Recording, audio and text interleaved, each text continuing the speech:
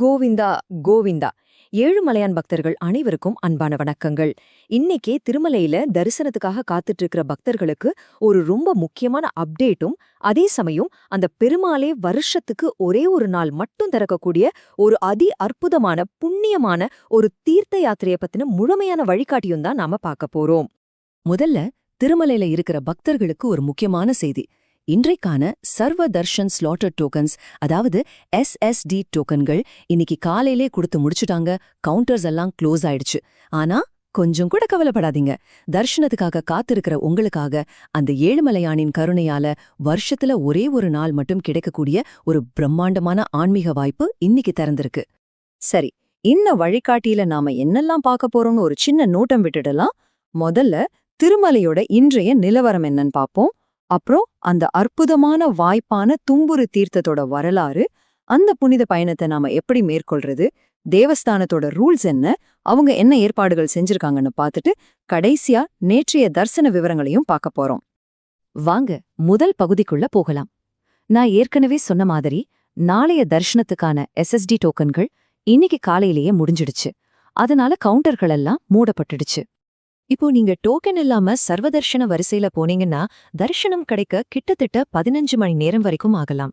இவ்ளோ நேரம் காத்திருக்கணுமான்னு யோசிக்கிறவங்களுக்கு அந்த ஏழுமலையானே ஒரு மாற்று வழியை காட்டியிருக்கார். அதுதான் தும்புரு தீர்த்த முக்கோட்டி.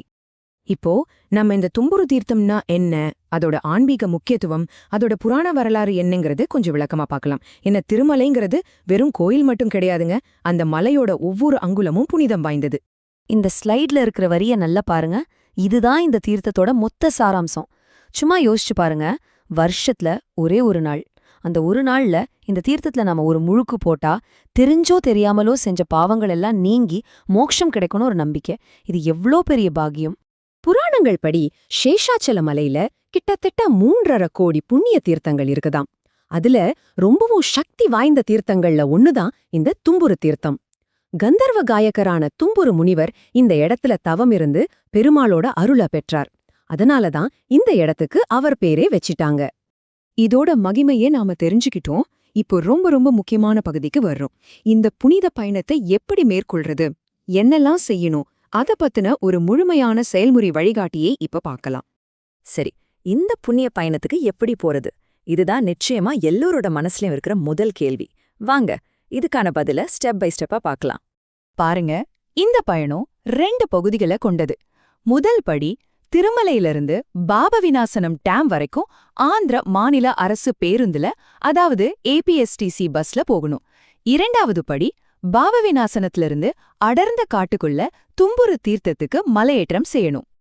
இப்போ இந்த ஸ்லைட்ல இருக்கிற நம்பர்ஸ கொஞ்சம் கவனமா பாருங்க. இந்த மலையேற்ற பாதை ஒரு பக்கம் மட்டுமே கிட்டத்தட்ட 7-8 கிலோமீட்டர் தூரம் இருக்கும்.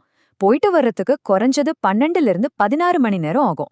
அதனால இது ஒரு சுலபமான பயணம் கிடையாது, ரொம்பவே கடினமானது.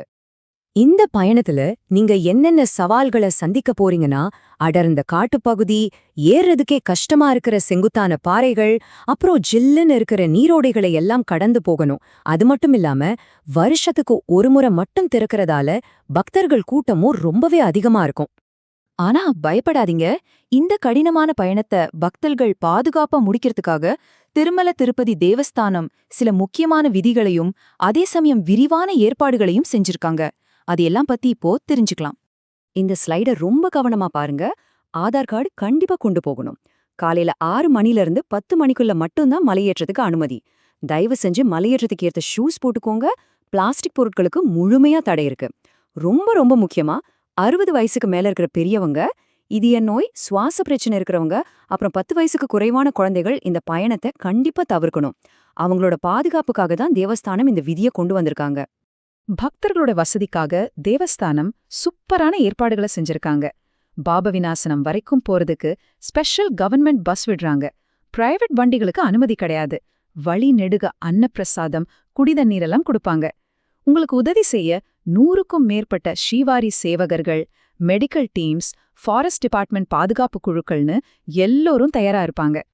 இவ்ளோ தகவல்களையும் கேட்டதுக்கு அப்புறம் இந்த புனித பயணத்துக்கு நீங்க தயாரா?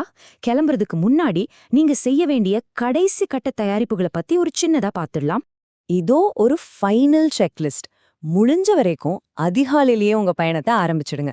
நல்ல ட்ரெக்கிங் ஷூஸ் ரொம்ப ரொம்ப முக்கியம். போதுமான அளவு தண்ணி, ORS, அப்புறம் எனர்ஜிக்கு கொஞ்சம் ஸ்நாக்ஸ் எடுத்துக்கோங்க. வழியில நீரோட எல்லாம் இருக்கிறதால உங்க மொபைல் போனை பாதுகாக்க ஒரு ட்ரை பேக்ல வச்சுக்கோங்க. மிக முக்கியமா தனியா போகாதீங்க, ஒரு குழுவா சேர்ந்து போங்க. தும்புரு தீர்த்தம் பத்தின முழுமையான வழிகாட்டிய பார்த்தோம்.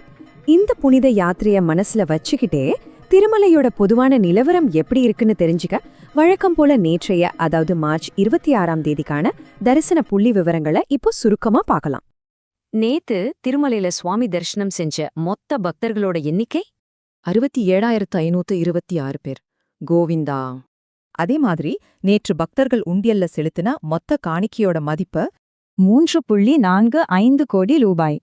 காத்திருப்பு நேரத்தை பொறுத்த வரைக்கும் நேற்று டோக்கன் இல்லாத சர்வ தரிசனத்துக்கு சுமார் 15 மணி நேரமும், SSD டோக்கன் வச்சிருந்தவங்களுக்கு 6 மணி நேரமும், 300 ரூபாய் சிறப்பு நுழைவு தரிசனத்துக்கு சுமார் 4 மணி நேரமும் ஆச்சு. இந்த விரிவான வழிகாட்டி குறிப்பா தும்புரு தீர்த்தம் போகணும்னு நினைக்கிற பக்தர்களுக்கு ரொம்பவே உபயோகமா இருந்திருக்கும்னு நம்புறோம்.